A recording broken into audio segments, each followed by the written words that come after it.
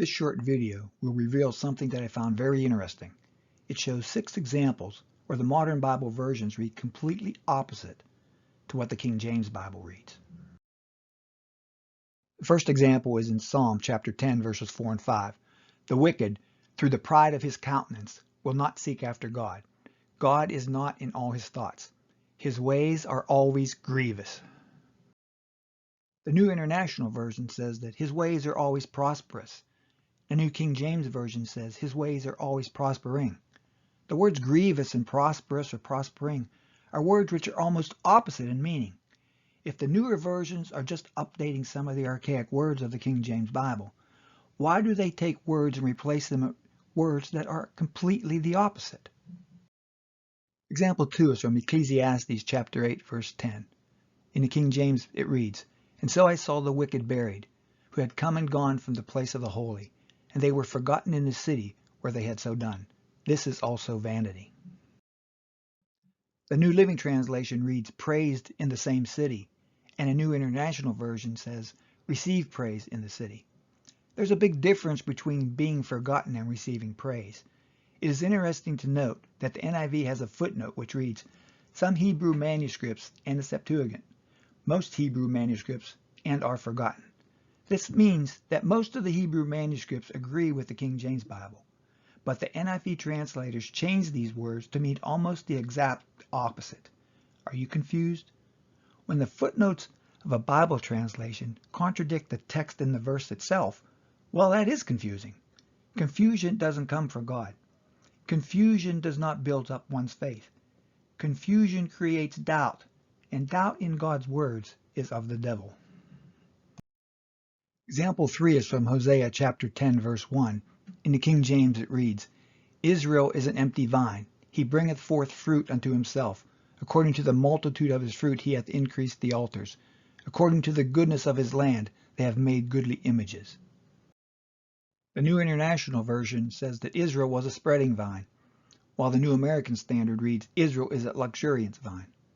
An empty vine is completely different from a spreading or luxuriant vine. Example 4 is from Hosea chapter 11, verse 12. In the King James Bible it reads, "Ephraim compasseth me about with lies, and the house of Israel with deceit. But Judah yet ruleth with God, and is faithful with the saints." The New International Version reads, "Judah is unruly against God, even against the faithful Holy One." And in a World English Bible, Judah still is unruly with God, and is unfaithful to the Holy One. Judah yet ruled with God in the King James, versus unruly against God and unruly with God. Faithful with the saints in the King James, versus against the faithful and unfaithful. Here's a profound statement. Things that are different are not the same. Example 5 is from Isaiah chapter 9, verse 3. In the King James it reads, "Thou hast multiplied the nation, and not increased the joy. They joy before thee according to the joy in the harvest, and as men rejoice when they divide the spoil." The New King James Version reads, "and increased its joy." A New American Standard, "you shall increase their gladness." Totally opposite. Example 6 is from Colossians chapter 2, verse 18. In the King James Bible it reads, "Let no man beguile you of your reward in a voluntary humility, and worshipping of angels, intruding into those things which he hath not seen, vainly puffed up by his fleshly mind." In the New International Version it reads, "what they have seen." New American Standard says, "visions he has seen." In these last two examples, the difference between the King James Bible and the Modern Bible version is basically one word, the word "not." Can one word be that important? God told Adam in the garden, "Thou shalt surely die."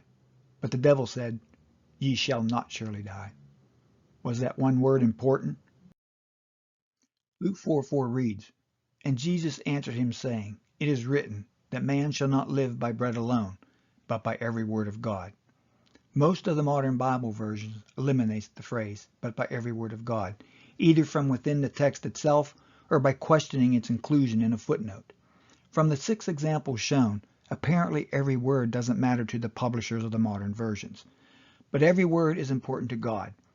and every one of God's words should also be important to you.